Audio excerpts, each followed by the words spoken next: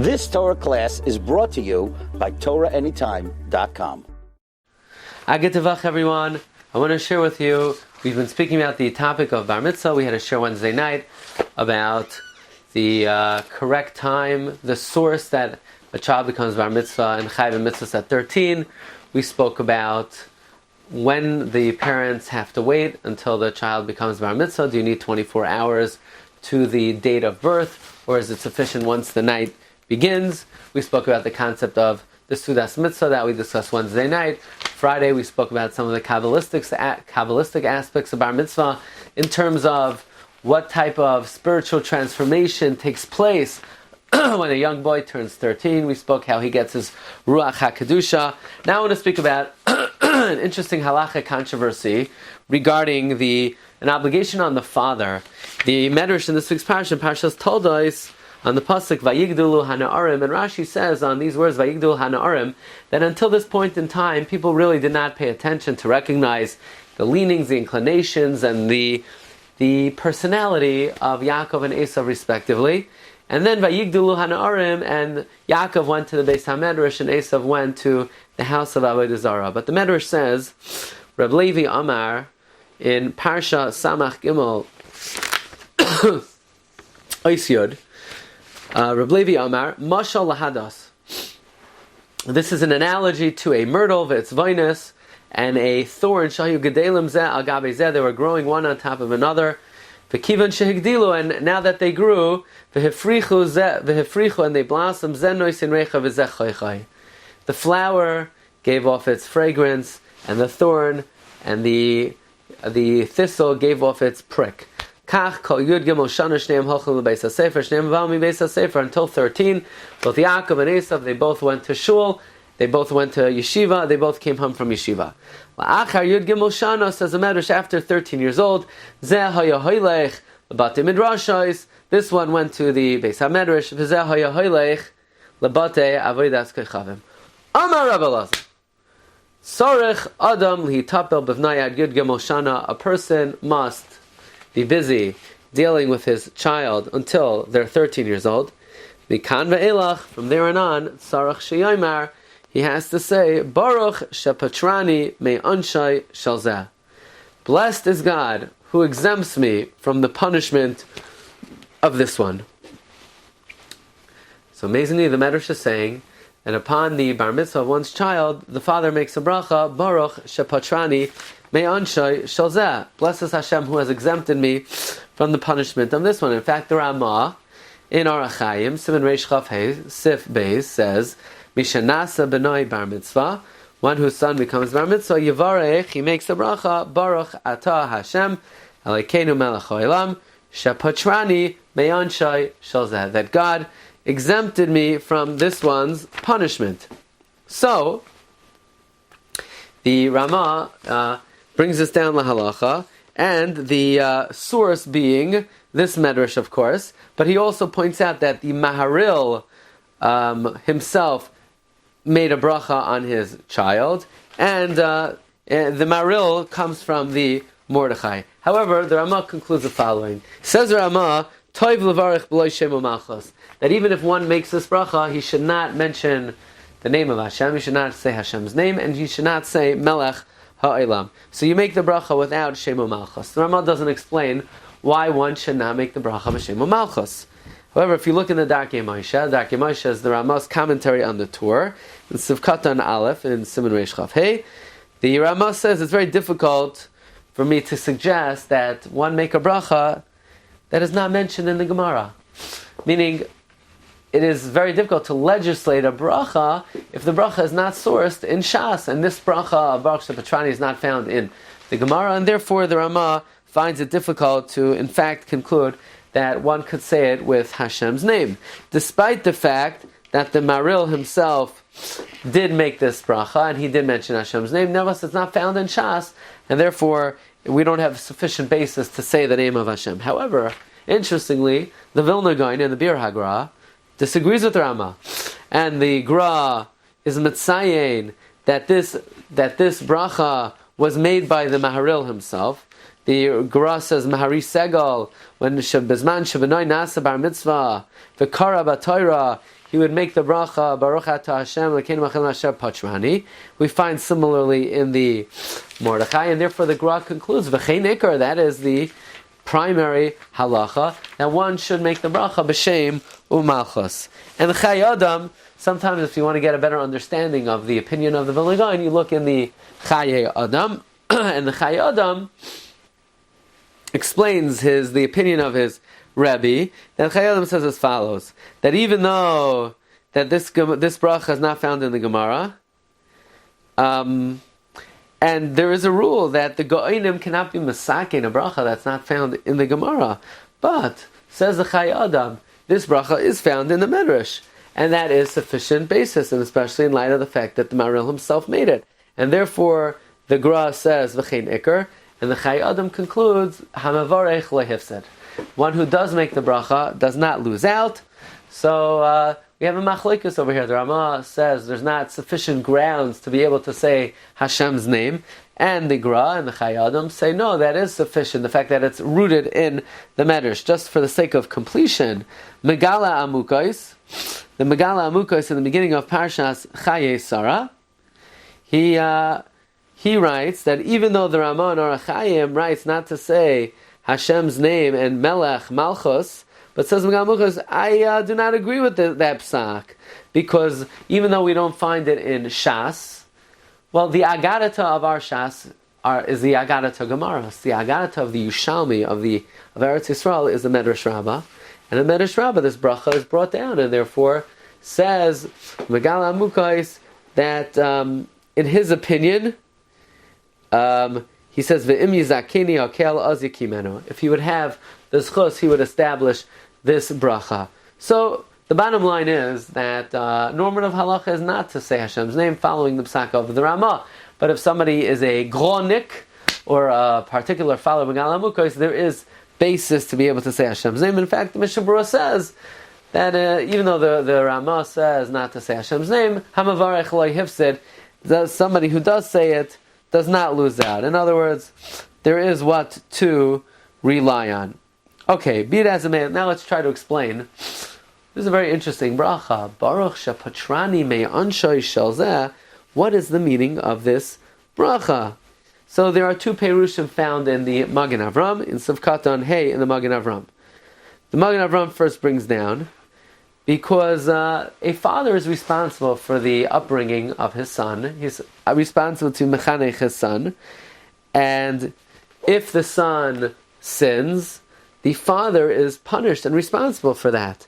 So long as a child is below the age of bar mitzvah, his sins he's not personally responsible for them, but the father, who is obligated to train his son, to be mechanech his son, is punished for the sins of his father. And therefore, when a child becomes bar mitzvah, the father is no longer punished for the sins of the child. Now the child has his own free choice, his own bechira. So the father is in a sigh of relief, is saying, Baruch shepatrani me'ansha shalzeh, finally I'm off the hook. I'm no longer liable, responsible for the actions of my son. Now, according to this reason of the Magen Avram, the Pri Megadim in the Eish Avram points out, that's why the woman does not make the bracha of Baruch shepatrani, because Chazal never placed the onus of chinuch on the mother, but only on the father, and therefore it was never liable for the averos of her children, and therefore she would not need to say Baruch shepatrani. Let's just point out that the Mishnah Berurah in Katan Zayin says, he says, Afal pi sheshuv eino lav inyan chinuch, even though the father is not obligated to be mechanech his son, the father still has the mitzvah of teichacha. That is, if he sees his child doing the wrong thing, he's obligated to be meichiach them, no less than any other Jew, and it's not a lesser obligation just because that person happens to be one's son.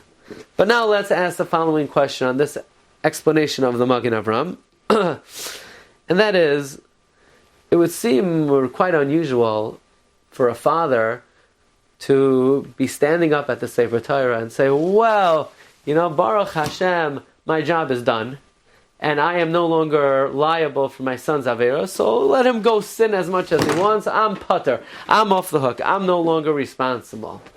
Certainly it's the wish and desire of every father that his child go in the right path, and then his child and his children, his boy, not do an Avera. And it would seem rather difficult that Chazal were Masake in a Bracha to express the relief of a parent who's no longer liable for the sins of their son. I mean, it's the father's responsibility to make sure the son goes in the right path. And you know what? If the son does sin over the age of 13, while technically it might not automatically accrue to the father, well, obviously the father did a lousy job. And then it is the father's fault, and the father is responsible. So what exactly is this bracha, Baruch Shepatrani? So, we like to quote so often the Chidushim Rav Pinchas Friedman, the Shvilei Pinchas, who wrote a beautiful sefer on Bar Mitzvah called Biniyata, and in Maimer Lamed Daled, where he brings down these Mar Makaimos, he also addresses this question, and he has a unique take on this explanation of the Magen Avram, and that is, says Rav Pinchas, he says, no, it's not that the father's saying that now let my kid go and sin, and it's no longer my responsibility, it's on his shoulders, it's not on my shoulders. But what the father is declaring is that there's a certain confidence that a Jewish father has, that he's done a good job in raising his child, that he no longer has to worry about the sins of his child. That until now, maybe it was a work in progress, and therefore any shortcomings in the child would fall on the father's shoulders. But now the father says with a degree of confidence, I did a good job with this kid. I'm not worried that he's going to go on the wrong path.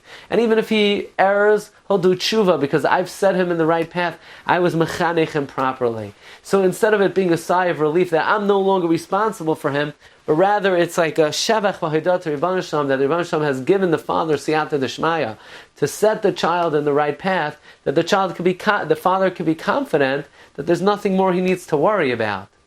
And this perush in the Magen Avram is very much supported by a psak of the Chassan Sofer in Siman Tzadi Vav. Chassan Sofer says that the reason why we don't make the Baruch Shepatrani with Shem U'Malchus is because how could a parent say with confidence that I've done such a good job that now I no longer have to worry about this kid?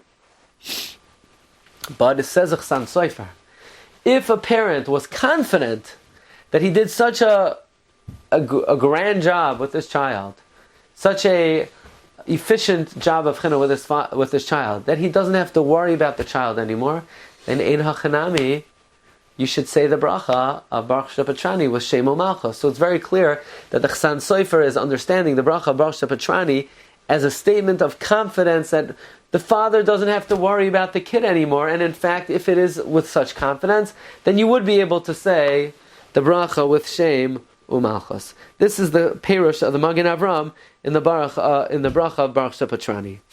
However, the Levush quoted in the Magen Avram has another take on it. And that is based on the Rambam. The Rambam writes in Hilchos Tshuva that there are certain chatoim that a person is punished in this world, and sometimes a person's money could be taken away, chas v'shalom, and sometimes if a person does an avera, their children who are young could be punished because of them. Why is that? The Rambam says that a person's young children that don't have das yet and have not began to perform the mitzvahs, they're kekinyanayim. They're like a person's possession. And even though it says la yimsu banim alavais, and it says ish becheta yamos, but that's until a person becomes an ish. But a young child is not an independent identity yet. Is almost like the property of the parent, in a sense that they could be punished for the parent's shortcomings. Therefore, says the Levush, when a child becomes a bar mitzvah, and now they are their own identity, they can no longer be punished for their father's shortcomings. The father says, Baruch shepatrani me'ansho shozeh, meaning, blessed is Hashem that my child is now exempt from my sins, from my punishment.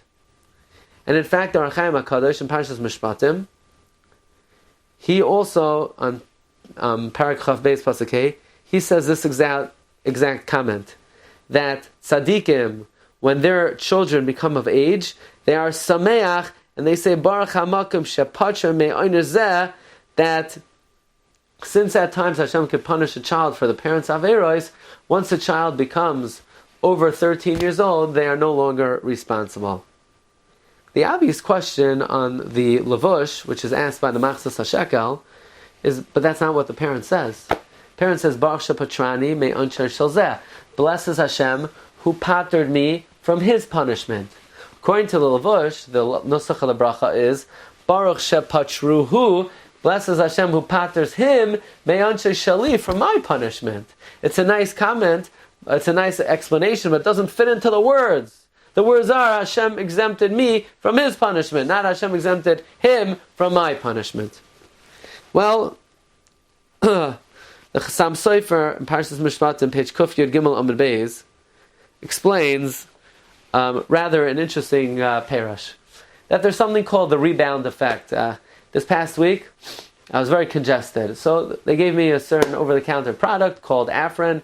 You spray it, and but the instructions are you can't spray it for more than 3 days, because if you spray it for more than 3 days, it has a rebound effect. Then you become even more congested than before. Well, it's the same thing in Ruchnias. Yes, if a parent does an Aveira, the child can be punished. But there's a klal in the Gemara in Shabbos, Daf Kuf Mem Tes Amud Beis, Kol mi shechaveroi nenash al yadoi in machnisen oisai b'mechitzasoi shel HaKadosh Baruch Hu. If you cause someone to be punished, then God distances himself from you. Why? Because you caused something terrible. You brought about the punishment of somebody else. So therefore you're punished as well. So therefore, the levush is correct. Baruch shepachani me'on shalzeh. What the father is saying is, Baruch Hashem, that my child is now no longer responsible for my shortcomings. Why? Because if the child would be punished for the father's sin, the father would then be punished for causing that the child should be punished. And therefore, the father is not in relief that the child's not punished. That's not the father's geschäft, that's the kid's geschäft. But now that the kid is not punished for the father, now the father won't be punished for having caused punishment to the kid. Based on the Gemara in Shabbos, Kol mi shechaveroi nenash al yadoi ein machnisen oisai b'mechitzasoi shel HaKadosh Baruch Hu. And therefore the Chassam Sofer says, Ulfi ani az daiti shnehem emes. Because if the father is not mechanech the son, the father could be punished by having the son, chas v'shalom, become ill.